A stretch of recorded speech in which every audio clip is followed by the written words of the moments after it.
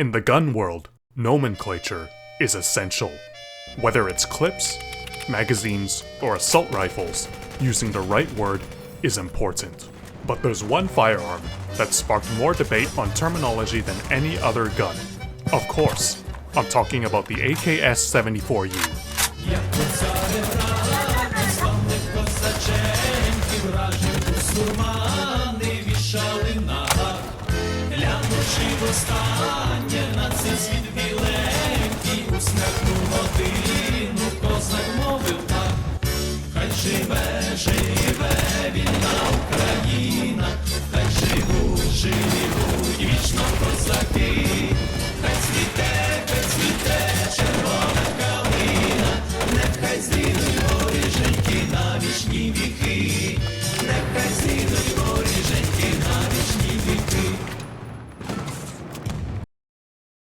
In some ways, the AKS-74U is a misunderstood weapon.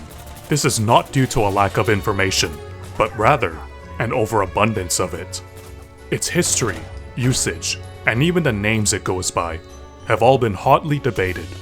In World War II, the Soviet army used full auto submachine guns to great effect, but after the war and the Soviet adoption of the AKM rifle, a void was created. The AKM is one of the best rifles ever devised, but it certainly isn't small. So, the need for a small weapon that had full automatic capability remained. In 1973, the Project Modern competition was launched by the Red Army. This was a design competition intended to find a new compact weapon that could fire in fully automatic. There were a number of designs submitted from some notable Soviet firearm designers: Stechkin, Simonov, and Dragunov. But in the end, the winning design was from none other than Mikhail Kalashnikov with the AKS-74U. When it came to firearms, the Red Army, like many other militaries, did not like taking risks and did not like spending money. And the AKS-74U is by all accounts simply a shortened version of the AK-74, which meant that existing machinery for the AK-74 could also be used to make the AKS-74U. So in 1979, the AKS-74U was officially adopted. There is a prevalent belief that the AKS-74U was a rifle designed for commandos and special units. This is actually true. Airborne units brought the weapon on training exercises, and even Spetsnaz units experimented with the weapon to see if it would be suitable for their needs. However, these special units, as well as any unit using the rifle as a main infantry weapon, quickly realized that the AKS-74U would not work. The gun has an 8.1-inch barrel. This makes the weapon very easy to maneuver in close quarters, but severely limits the range of the weapon. And at the time of its adoption, the main conflict the Soviet Union was involved in was their invasion of Afghanistan. In Afghanistan, Soviet soldiers were finding themselves in firefights that could be up to 300 meters. For those distances, the AKS-74U was inadequate. To make matters worse, the rifle also overheated quicker in comparison to the full-size AK-74, and was unable to mount the Russian GP-25 grenade launcher. By all accounts, the AKS-74U was not up to the task of a war in the desert, so it was no surprise then that any unit that saw combat wanted nothing to do with the AKS-74U, and instead reverted back to the full-length AK-74s. However, there was another group that the AKS-74U was intended for: military personnel who needed a weapon but did not regularly use them in combat were issued the shorter rifle. This mainly included armored vehicle crews and helicopter pilots. For these individuals, they generally liked the rifle. They rarely used the weapon in combat, so for them, a lighter and smaller rifle was a good thing. During the Soviet invasion of Afghanistan, the AKS-74U became somewhat of a status symbol among Mujahideen fighters. At first, this doesn't make much sense. If the weapon was rarely used in combat, and was ineffective at the ranges that firefights were happening at, why was there so much prestige in capturing an AKS-74U? The answer lies in its most common users: vehicle crews and helicopter pilots. During the invasion, the Red Army made heavy use of the BMP infantry fighting vehicle and Hind attack helicopter. These were the largest threats to the Afghan Mujahideen, and as such, priority targets. taking down either vehicle was a huge success, and something to be commemorated. And what better way to remember such a victory than claiming the rifle that was specifically associated with those vehicles? So, the AKS-74U was a sought-after trophy weapon by Afghan fighters, but not because of its combat prowess. Rather, the rifle was valuable because of what it meant, that one of the true behemoths of the Soviet army had been destroyed. Any warlord who wanted to command respect made an effort to acquire the weapon, including, of course, Osama bin Laden. Any weapon that is uncommon and sought after will generate myths, and that's definitely the case with the AKS-74U. Stories of Spetsnaz commandos conducting raids with the rifle are mostly just stories. Today, the weapon remains underutilized. The carbine has made its way into the hands of Ukrainian forces, but just like in the old wars, the AKS-74U serves primarily as an auxiliary weapon, arming those who do not typically engage directly with the enemy. Pilots, drivers, medics, and other support staff continue to be the main users of the weapon. There are also reports of units using the AKS-74U as a concealed weapon, since its folding stock makes it easy to hide under a jacket.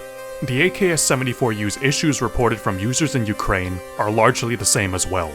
Ukrainian armed forces members cite the weapon's inaccuracy and inability to hit targets reliably at or beyond 300 meters as the main detractor to deploying it as an infantry rifle. But as a compact personal defense weapon, it works quite well, as it did for the Soviets 40 years ago.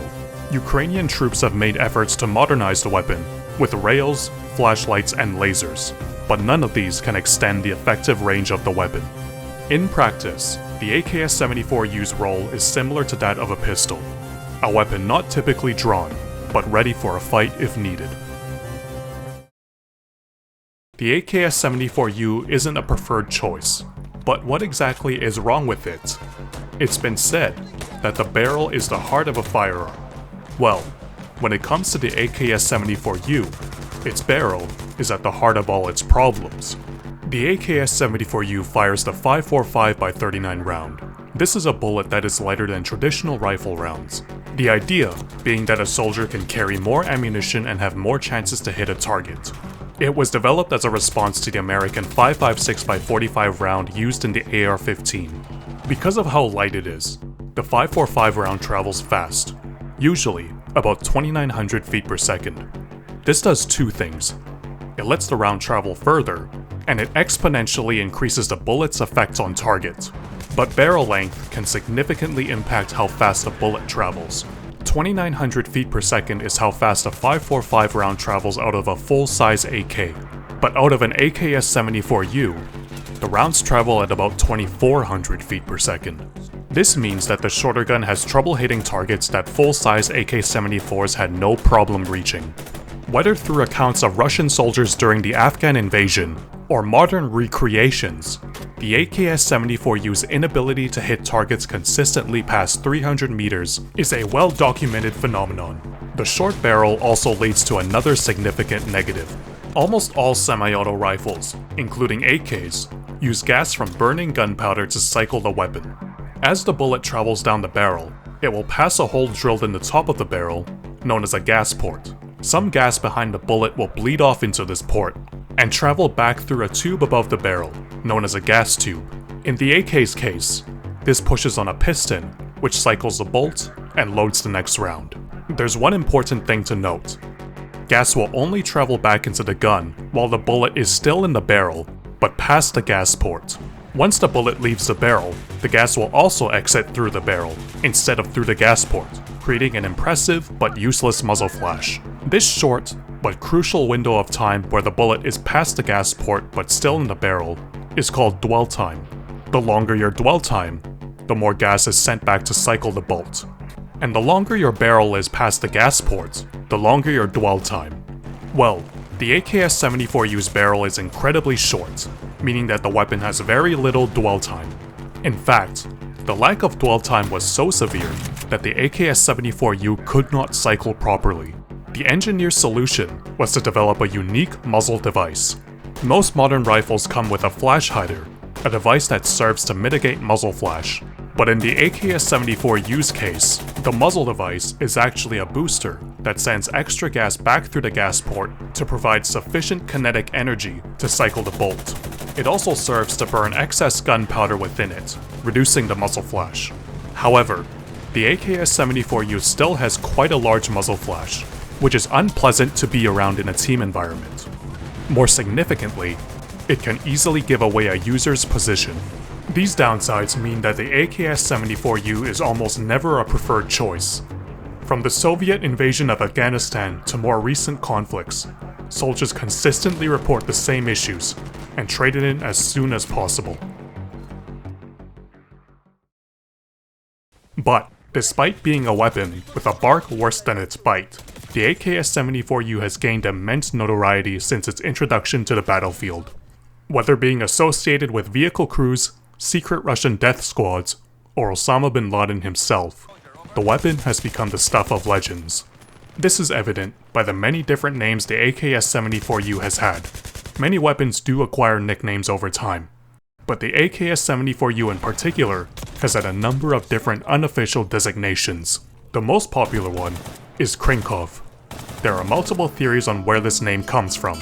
Some say the name originates from a Floridian gun shop named Krink's, which was known for building AKS-74U kits. Yet another claim attributes the name to a Soldier of Fortune magazine. But the most credible theory is that the name is actually a Pashto origin, with some Russian mixed in. There were other unofficial names given to the gun, but there's one name that the weapon has never been referred to as, the AK-74U. Let's break down the name of the gun. AK stands for Automat Kalashnikov, indicating its membership in the family of AK rifles. But what does the S stand for? Contrary to popular belief, the S does not stand for short. It instead denotes the folding feature of the stock. It's an important feature of the gun.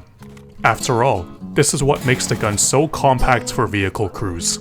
So, the S is an important part of its name, and something that needs to be included. The 74 indicates its membership in the AK-74 family, and the U is what designates the gun as the shortest variant of the AK-74. Hence, we have the AKS-74U, the shorter, foldable variant of the larger AK-74. Variants exist. For example, the AKS-74UB, a suppressed variant of the gun that uses the PBS-4 suppressor, but all of them retain the core name of the rifle. Production of the weapon stopped in 1993. On paper, the more modern AK-105 rifle has replaced the AKS-74U as a carbine AK. But in practice, this hasn't happened across the board. To this day, despite its shortcomings, the rifle is still being used in combat. The AKS-74U, it may not have range, it may be too short, but it's still a valuable weapon in combat, with a name that commands respect, if you can figure out what it is.